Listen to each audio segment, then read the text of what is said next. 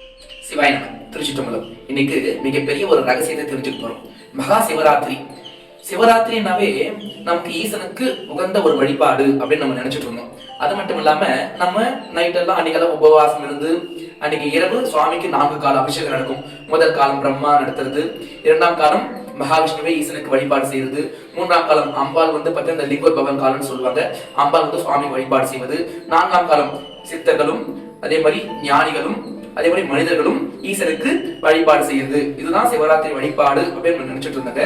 இப்போ அகத்தியர் பாத்தீங்கன்னா ஈசன் கிட்ட உத்தரவு கேட்டு மிகப்பெரிய ஒரு ரகசியத்தை நம்ம சொல்லியிருக்கிறாரு. அது என்னன்னா, இப்போ நெருப்பு பிழம்புல பாத்தீங்கன்னா சிவபெருமான் நடனம் ஆடிக்கொண்டிருக்கிறாரு. அது நம்ம ஏற்கனவே சொல்லியிருக்கோம். அப்போ அந்த நெருப்பு பிழம்புல இருந்து பல 100 கோடி மைல்கள் தொலைவுல தான் பூமி இருக்கு. புரியுதுங்களா? அப்போ இந்த சிவராத்திரி ஒரு நாள்ல அந்த நெருப்பு பிழம்பு என்ன பண்ணுமா, பூமிக்கு அருகாமையில் வருமா. அந்த சிவராத்திரி ஒரு நாள்ல வருமா. அது எப்போ? ஏறக்குறைய அந்த 1 கோடி மைல்ல வருமா. அப்போ அந்த நாள்ல நாம சிவ வழிபாடு செய்து, அதாவது நம்ம அந்த நாள்ல படுத்துட்டு இருந்தோம்னா நம்ம உடம்புல அந்த சக்தி வராது. அப்போ நம்ம உடம்ப நிற்க வைக்கணும். எப்படின்னா, நம்ம நின்றுட்டு இருக்கணும், இல்லைன்னா உட்கார்ந்துட்டு இருக்கணும். அது மாதிரி அந்த நிலையில நம்ம ஈசனுடைய நாமங்கள் சொல்லி நம் கண்ணால ஈசனை தரிசனம் செய்யும் போது அந்த நெருப்பு ஈசனுடைய அந்த துகள்ல இருந்து வந்தவங்க தானே நம்ம எல்லாம். அப்போ அதனுடைய ஆற்றல், ஈசனுடைய ஆற்றல் முழுமையா நமக்கு கிடைக்கும் தாங்க. அதே மாதிரி நம்முடைய நோய், நம்முடைய வினை எல்லாமே நம்ம விட்டு நீங்கும். நம்ம நியாயமான கோரிக்கை நிறைவேறும் சொல்றாங்க. அது மட்டும் இல்ல, நமக்கு மிகப்பெரிய ஒரு ஆற்றல் கிடைக்கும், நமக்கு புண்ணியம் கிடைக்கும்னு சொல்றாங்க. அகத்தியர் சொல்றாங்க. அதனால இந்த நாள் நம்ம தவறாம எல்லாரும் பயன்படுத்திக்கணும். தவறாம எல்லாருமே இந்த உபவாசம் இருக்கிறது மட்டும் இல்லாம அனைவருமே சிவாலயத்துல சிவ வழிபாடு செய்யணும். இதை எப்படி செய்யணும்? அதே மாதிரி முதலில் சிவராத்திரி வழிபாடு செய்தவர் யார் அப்படின்ட்டு அந்த ரகசியம் இப்ப சொல்ல பாருங்க. அது ஈசன் நமக்கு அகத்தியர் ஈசனுடைய அருளால நமக்கு சொல்லியிருக்கிறாங்க. முதல்ல இந்த சிவராத்திரி வழிபாட்டை செய்தவர் ராவணன் தான். ஆமாங்க. யாருக்காக செஞ்சார் தெரியுமா? தாய்மார்களுக்காக செஞ்சிருக்காரு. யார் தாய்மார்கள்னா? அவருடைய தாய்க்காக செஞ்சிருக்காங்க. ஆமா, அவங்க தாய் பாத்தீங்கன்னா உடம்பு முடியாம நோய்வாய்ப்பட்டு இருந்தாங்க. எவ்வளவோ மூலிகை சாறு, மூலிகை சித்தர்கள்லாம் பாத்தீங்கன்னா அந்த அவங்களுடைய இது மருத்துவர், சித்த மருத்துவர்களா இருப்பாரு இல்லங்க, அவங்களெல்லாம் கூப்பிட்டு எவ்வளவு மூலிகைகளை கூட கொடுத்து பார்த்தாங்களாம். ஆனா அந்த நோய் அவங்க தாயை விட்டு நீங்கவே இல்லையா. நாட்கள், அதாவது மாத கணக்குல போறது நாட்கள் கணக்க ஓடுதான். இன்னைக்கு நாளைக்கு ஏற்கப்பட சூழ்நிலையில வந்துட்டாங்க அவங்க தாய். உடனே இவருக்கு என்ன பண்ணதுன்னே தெரியலங்க. அப்படி இருக்கும்போது அங்க ராவணன் மிகப்பெரிய அந்த அவர் சின்ன வயசா இருக்கும்போது யாத்திரை மேற்கொள்ளும் போது சுவாமி ரோகப்பட்ட சிவபக்தி ராவணன். அப்படி இருக்கும்போது தவம் செய்யும் போது ஒரு கல்லுக்கு பக்கத்துல தவம் செய்யும் போது அந்த கல்லோட ஆற்றல் இவருக்கு கிடைச்சது. புரியுதுங்களா? இத பத்தி நம்ம இன்னொரு வீடியோல நம்ம தெளிவா சொல்லலாம். புரியுதுங்களா? ஆனா இப்போ அந்த கல் இலங்கையில கடலுக்கு அடியில இருக்குதுங்க. அது அகத்திய பெருமான் சுறாக்கல் அப்படின்னு சொல்றாரு. அப்போ ராவணன் இப்ப எந்த இடத்துல நிறைய இடத்துல தவம் செஞ்சிருக்கிறாரு. ஆனா அந்த கல்லுக்கு பக்கத்துல இருந்து தவம் செய்யும் ஒரு அந்த மாதிரி ஒரு இது எங்குமே கிடைச்சது இல்லையா அந்த ஆற்றல். அதனால என்ன பண்ணா, என்னடா நம்ம தாய்க்கு எந்த ஒரு மூலிகை கொடுத்தும் சரியாகலையே, எவ்வளவு ட்ரீட்மெண்ட் பார்த்தும் சரியாகலையே, நம்ம என்ன செய்யுது அப்படின்ட்டு நேரா ஒரு தவம் செஞ்சார்ல அந்த கல், ஆற்றல் நிறைந்த அந்த கல், அது சுறாக்கல் சொல்றல, அந்த கல்லு கிட்ட போயிட்டு நேரா அந்த கல்லை உடைச்சாராங்க. ஏன்னா பலம் பொருந்தியவர். அது ஒரு பெரிய ஒரு மிகப்பெரிய ஒரு கல். அது புரியுதுங்களா? ஒரு குன்று மாதிரி இருக்கு அந்த கல். அந்த கல்லை தன்னுடைய பலத்தால உடைச்சாரு. உடஞ்ச உடனே அந்த கல் சிதறி ஒரு இடத்துல நின்றுச்சுங்க. அந்த இடத்துல ஒரு அசதை வலிக்குது. என்னன்னா, இந்த கல் ஒரு சிவலிங்கமா மாறி நிக்குது. அந்த சிவலிங்கம் எழுந்தால் உன் தாய் குணமடைவாள் அப்படின்னு சொல்லுதுங்க. அந்த அசரதி சொல்லுது. உடனே இவருக்கு என்ன பண்ணுதுன்னே தெரியல. அந்த கல்லை தூக்குறாரு. தூக்கவே முடியல. ரொம்ப ஒரு மலையவே தூக்கக்கூடியவர் ராவணன் பலம். புரியுதுங்களா? ஆனா அந்த கல்லை தூக்க முடியல, சிவலிங்கத்தை தூக்க முடியல. உடனே தன்னுடைய அவர் பாத்தீங்கன்னா ஒரு இளவரசரா இருந்தார். அப்போ அந்த நாட்டில் இருக்கிற அனைவரையும், அனைத்து வீரர்களையும் கூப்பிட்டு கம்பிகளாலும் கயிறுகளாலும் கட்டி அந்த சிவலிங்கத்தை இழுக்க சொல்றாங்க. அந்த சிவலிங்கத்தை பாத்தீங்கன்னா இழுக்கவே முடியல, அசைக்கவே முடியலங்க. உடனே இவருக்கு என்ன பண்ணதுன்னு தெரியல. அப்போ அவருக்குதான் ஒரு எண்ணம் தோணுது. என்னன்னா, தன் தாய் எப்படியாச்சும் குணப்படுத்தியே ஆகணும் அப்படின்ட்டு நேரா கைலாயத்துக்கு போயிட்டு அந்த கைலாய மலையை தூக்குறாருங்க. கைலாய மலையை தூக்கிட்டு நேரா அந்த சிவலிங்கத்தை பக்கத்துல வச்சுட்டாரு. இப்போ ஏன்னா ஈசன் எங்க இருக்கிறாரு? கைலாயத்துல இருக்கிறாரு. அப்ப இது எது? இதுவும் சிவலிங்கம் தான். அப்ப ரெண்டுமே ஒன்னாயிடும்ல. அப்ப தன்னுடைய தாய் குணமாயிடுவாங்கல்ல அப்படின்ட்டு அவருக்கு ரொம்ப சந்தோஷப்படுறாரு. ஆனா அப்போ ஒரு அசரீரி தோணுது. என்னன்னா, உன்னை எதை செய்ய சொன்னால் நீ எதை செஞ்சு கொண்டிருக்கின்றாய்? இந்த கைலாய மலை நீ எடுத்த இடத்துல வைக்கலன்னா உன் தாய் மரண ஓட்டம் நெருங்கினே இருக்குது, நேரம் இல்ல, எடுத்த இடத்துல வை அப்படின்னு தோணுது. அப்படின்னு ஒரு அசரீரி தோணுதுங்க.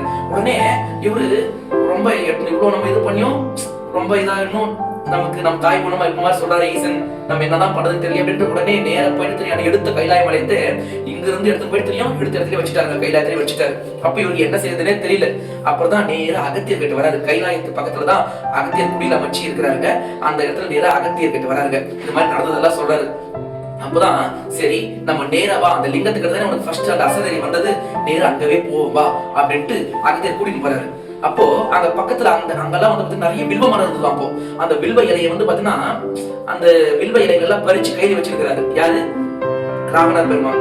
உடனே அந்த வில்வ இலையோட பறிச்சு நேரா அந்த அசரரி தோணுச்சு இலங்கையில அந்த அந்த அந்த பெரிய கல்லை என்ன பண்ணாங்க உடைக்கும் போது அது வந்து சிவலிங்கம் வந்துச்சுல, அந்த அசரரி தோணுச்சுல. அப்பதான் அது கிட்ட கூட்டு வந்துட்டாரு யாரு, அகத்திய பெருமாள் கூட்டிட்டு வந்துட்டாரு. இப்போ அகத்திய பெருமானும் பக்கத்துல இருக்கிறாரு. சிவலிங்கத்துக்கிட்ட ராவணன் வந்து ரொம்ப ஒரு விரக்தியில சொல்றாரு, சிவபெருமானே நான் உன் மேல எவ்வளவு அனுபவிச்சுட்டு இருந்தேன், நான் எவ்வளவு பூஜைகள் பண்றேன், என்னால என்ற தானதமெல்லாம் நான் பண்ணிட்டு தானே இருக்கிறேன், இன்னும் என் மேல உனக்கு மனசே இன்னும் என் மேல உனக்கு மனசே இறங்கலையா அப்படின்ட்டு சொல்லி ரொம்ப கஷ்டப்படுறாருங்க. அப்போ அவர் கையில அந்த இலையை தூக்கி அப்படி வீசுறாரு, கையில அந்த இலையை தூக்கி அப்படி வீசுறாங்க. வீசின உடனே சிவலிங்கத்து மேல வீசின உடனே சிவலிங்கம் ஆடுது. அப்போதான் அவரு ஓ இந்த விஷயம் அகத்தியருக்கு தெரியும், ஏன்னா அகத்தியர் தானே கூட்டு வந்தாரு. அப்போ அகத்தியர் கால கெட்டியமா புடிச்சுக்கினாருங்க. அகத்தியரப்பா உங்களுக்கு எல்லாமே அதாவது அனைத்துமே உணர்ந்தவர் நீங்க, புரியுதுல, உங்களுக்கு எல்லாமே தெரியும், கண்டிப்பா உங்களுக்கு விஷயம் தெரியும், நீங்க சொல்லுங்க, நீங்க நினைச்சா மட்டும் தான் ஈசனையை சாந்தப்படுத்த முடியும், என் அம்மாவுடைய உயிரையும் காப்பாற்ற முடியும், நீங்க சொல்லுங்க அப்படின்னு கெட்டிமா நீங்க சொல்றவங்களே நம்ம காலை விடுற மாதிரி இல்லப்பா, நீங்க சொல்லுப்பா அப்படின்ட்டு அகத்திய பெருமானுடைய காலை கெட்டிமா புடிச்சுக்கிறாங்க ராவணன். உடனே அகத்தியர் சொல்றாரு என்னன்னா இங்க இருக்க, உடனே அகத்தியர் சொல்றதுக்கு மனசு வாய் வந்துருச்சு. ஆனா ஈசன் வந்து என்னை அகத்தியர் சொல்லலாம் அப்படின்னு மனசுல நினைச்சிட்டாரு. இது ஈசன் உணர்ந்துக்கினாரு, ஈசன் தெரிஞ்சுக்கினாரு. தெரிஞ்ச உடனே மௌனமா அகத்தியருக்கு மட்டும் கேட்கற மாதிரி சொல்றாரு, அகத்தியரே சொல்லாத சொல்லாதன்னு. ஆனா நம்ம ராவணன் வந்து பாத்தீங்கன்னா கெட்டிமா அகத்தியர் கால கெட்டிமா பிடிச்சிட்டாரு. என் தாயை காப்பாத்தணும்பா சொல்லுப்பான்னு அப்படியே கண்ணுல அழுகிறாரு, அழுதுன்னு கெட்டிமா பிடிச்சிட்டாரு. அகத்தியரே அழுதுட்டாரு. ஒரு தனக்காக இல்லாம ஒரு தாய்க்காக இவ்வளவு அன்பா அப்படின்ட்டு அகத்தியர் அப்படியே கண்ணுல ஆனந்த கண்ணீர் விட்டாருங்க. உடனே அந்த ரகசியத்தை அகத்தியர் சொல்லிட்டாரு. அப்ப சொல்றாரு ஈசன் கிட்ட, நாம் சிவராத்திரி எதனால் சிவராத்திரின்னு நம்ம ஆல்ரெடி தெரிஞ்சுக்கணும் அல்லவா, இத சொல்லலாம் அப்படின்ட்டு அகத்தியர் வந்து ஈசன் கிட்ட மௌனமா சொல்றாரு. சரி சொல் அப்படின்ட்டு ஈசனும் உத்தரவு கொடுக்குறாரு. அப்பதான் அகத்திய பெருமான் சொல்றாரு, வில்வ இலையெல்லாம் கொண்டு வந்து ஈசன் மேல பறிச்சு ஈசனுக்கு அர்ச்சனை செய் அப்படின்றாங்க. உடனே பக்கத்துல இருக்கிற வில்வம் எல்லாம் நிறைய எவ்வளவு பறிச்சுட்டு வந்து அவர் பறிக்கும் போது இதுதான் ஒரு முக்கியமான ரகசியங்க. அவரு இலங்கையில இருந்து வில்வம் கைலாயிலிருந்து இலங்கைக்கு வில்வம் கொண்டு வந்தார் அகத்தியர் கூட. அப்ப வரும்போது அவர் எந்த ஒரு யோசனையுமே இல்லையா, தன் தாய் நல்லாயிடும், தன் தாய் நல்லாகணும் அது மட்டும் தான் இருந்ததாங்க. அப்ப அது போட்ட உடனே லிங்கம் ஆடிச்சுல. இப்போ அந்த வில்வத்தல்லை எல்லாம் பறிச்சு தன் தாய் நல்லாகணும் அப்படின்னு வேற எதுவுமே இல்லாம அந்த சுத்தமான அந்த எண்ணத்தோட சுவாமிக்கு சிவபெருமான் அர்ச்சனை செஞ்சாருங்க. உடனே அந்த சிவலிங்கம் என்னாச்சு, எழுந்து நின்னுச்சுங்க. எழுந்து நின்று நேரா ராவணன் மணி மேல வந்து உக்காந்துச்சுனாங்க. அப்பதான் அகத்தியர் இந்த பாடல் சொல்றாரு, நம்ம சிவவாக்கிய பாடல் ஒண்ணு சொல்றாங்க. அதாவது நட்டக்கல்லும் நாதன் உள்ள இருக்கவையில் நட்டக்கல்லும் பேசுமடா அப்படின்ட்டு அந்த ஒரு பாடல, இதுதான்பா காரணம், ஈசனுக்கு அன்பால தூய அன்பால மனம் வந்து செய்யும் போது அதை ஈசன் அன்பால் ஏற்றுக்கொள்வாருப்பா அப்படின்னு விஷயத்த சொல்றாங்க. அப்போ அவங்க தாயும் உடல்நலம் பறிச்சா நல்லாயிடுச்சு. அதே மாதிரி அவருடைய ஈசனும் மனம் வந்து நம்ம ராவண பெருமானுக்கு காட்சியை கொடுத்தாருங்க. அப்போ ராவணன் வந்து சொல்றாரு, அகத்தியர்கிட்ட கேட்கிறாரு, இந்த ரகசியம் அனைவருக்குமே தெரிஞ்சுக்கணும் அப்படின்ட்டு சிவராத்திரி வழிபாடு செய்தவர் முதல்ல யாருன்னா ராவணன் தாங்க. அவருதான் சிவராத்திரியை அனைவருக்குமே பரப்பணும் அப்படின்ட்டு அகத்தியர்கிட்ட கேட்கிறாரு. அப்போ இன்னைக்கு சிவராத்திரி வழிபாடு எல்லா இடத்திலும் நடக்குதுங்க. அப்போ ராவணன் இன்னைக்கும் உயிரோட தான் இருக்கிறாரு அப்படின்னு அகத்தியர் சொல்றாருங்க. ஆமாங்க, ஏன்னா அப்பேற்பட்ட ஒரு சிவபக்தர். இன்னைக்கு புராணங்கள் வந்து பாத்தீங்கன்னா, இப்போ புராணங்கள் உண்மையானது, ஆனா நம்ம சொல்றவங்க வந்து புராணத்தை மாத்தி சொல்றாங்க, திருத்தி சொல்றாங்க. ஆனா அகத்தியர் தாயுள்ளம் கொண்டவர், கருணை கொண்டவர், அனைத்து தாய்மார்களும் நல்லா இருக்கணும் அப்படின்னு சிவராத்திரி எதுக்காக பார்க்கணும், நம் தாய்மாரி உலகத்துல இருக்கிற அத்துணை தாய்மார்களும் நல்லா இருக்கணும் அப்படின்ட்டு தான் சிவராத்திரி வழிபாடு பரப்பணும்ட்டு ராவணன் வந்து பாத்தீங்கன்னா வேண்டி மனம் வந்து வேண்டிக்கிறாங்க அகத்தியர் கட்டியும் ஈசன் கட்டியும். அதனாலதான் இன்னைக்கும் சிவராத்திரி வழிபாடு எல்லா சிவாலயங்களும் சிறப்பா நடந்துட்டு இருக்குதுங்க. இப்போ இந்த விஷயத்தை தெரிந்து கொண்டு நாம் சிவ வழிபாடு செய்யும் போது நாம 1000 மடங்கு புண்ணியம் கிடைக்கும் அப்படின்ட்டு அகத்தியர் சொல்றாங்க. ஒரு விஷயத்தை தெரியாம செய்தா பலனே கிடைக்காது. ஒரு விஷயத்தை நம்ம தெரிஞ்சுக்கிட்டு செய்யும் போது அதனுடைய மடங்கு 1000 மடங்கு புண்ணியம் கிடைக்குமாங்க. அதனால இது அகத்திய பெருமான் நமக்கு கிடைத்த மிகப்பெரிய ஒரு ரகசியம். சிவராத்திரி வழிபாடு முதலில் செய்தவர் ராவணன் கையில் எப்படி வில்வ இலையை கையில் போய் வைத்துக் கொண்டு அவருடைய கோரிக்கை, அவர் எதுவுமே பிளைண்டா இருந்து தன்னுடைய அம்மா உடம்பு நல்லா ஆகணும் அப்படின்ட்டு அது மட்டும் தான் அவருடைய நினைப்பே இருந்தது. அதனால சிவபெருமான் வில்வ இலையால் அர்ச்சனை செய்தா அவங்க அம்மா உடம்பும் நல்லா ஆயிடுச்சு, சிவனுடைய மனசும் குறைந்துருச்சு. அந்த நாள் சிவராத்திரி நாள். அந்த நாளை தான் நம்ம எல்லாருமே நம்ம வழிபாடு செஞ்சுட்டு வரோம். மகா சிவராத்திரி வழிபாடு ராவணன் தான் முதல்ல செஞ்சார், அதை நாமளும் செஞ்சுட்டு வரோம்.